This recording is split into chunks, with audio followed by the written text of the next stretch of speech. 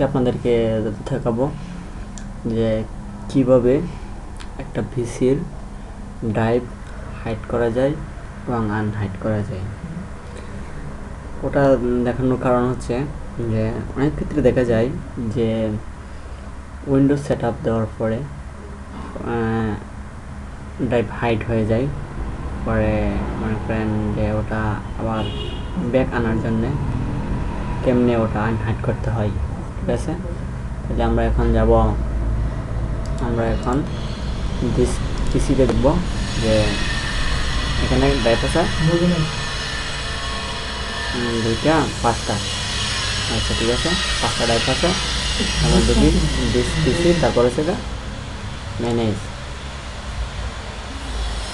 ঠিক আছে, এখানে ঢুকলাম, তারপর আমরা ডিস্ক ম্যানেজমেন্টে ঢুকলাম। ঠিক আছে, মনে করেন যে 1 2 3 4 5, এখানে কিন্তু 5টা ড্রাইভই দেখা যাচ্ছে। ঠিক আছে, তার মানে এখানে 5টা ড্রাইভ আছে। তাহলে আমরা দেখব যে এই যে সফটওয়্যার নামে যে ড্রাইভটা আছে ওটা আমি আনহাইড করে দেব। ঠিক আছে, তাহলে আমরা রাইট বাটন ক্লিক করি, রাইট বাটন ক্লিক করে change drive letter and part. ঠিক আছে, তারপর আসছে ওটা, আমরা ওটা ওইখান থেকে রিমুভ করে দিই। রিমুভ করে দিলাম, চেঞ্জ দিলাম, তারপর কি দেখাইতেছে। আচ্ছা, এখন আবার ওইখানে ছেড়ে দিই, দেখি ড্রাইভটা কি আছে কি না। ঠিক আছে, এই যে ড্রাইভটা নেই। ঠিক আছে, আগে এখানে ছিল 5টা ড্রাইভ ছিল, এখন দেখা যাচ্ছে 4টা ড্রাইভ আছে, তাই না? তারপরে এখন আমরা দেখবো যে ওই ড্রাইভটাকে কীভাবে আনহাইড করা যায়। ওকে, তারপরে এখানে কাটি, আবার সেম পদ্ধতি অ্যাড বাটন ক্লিক করে ম্যানেজার ক্লিক করি, তারপর ডিস্ক ম্যানেজার ক্লিক করি,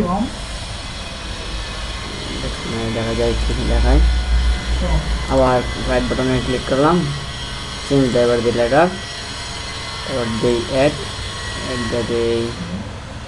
এখানে কী কী মানে সুন্দরভাবে পার্টিশন করতে হলে দেখতে হবে কী কী আছে। ওটা কী ছিল, অ্যাপ দিয়ে দিই।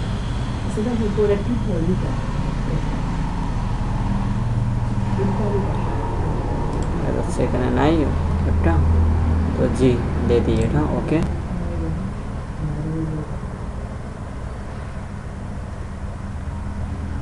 তারপরে এখন দেখি যে অ্যাপে কি আবার ব্যাক আসছে কিনা। মানে কি বোঝা যাচ্ছে, ড্রাইভটা আসছে, 5টা আবার ড্রাইভটা আসছে।